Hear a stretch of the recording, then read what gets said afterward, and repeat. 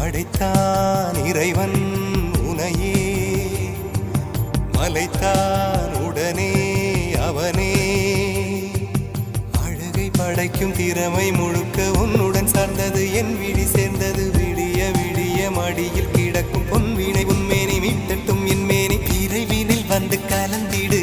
வீரல் பட மெல்ல காணிந்திடு உடல் மட்டும் இங்கு கிடக்குது உடன் வந்து நீயும் உயிர் கொடு பல்லவன் சிற்பிகள் அன்று பண்ணிய சிற்பத்தில் ஒன்று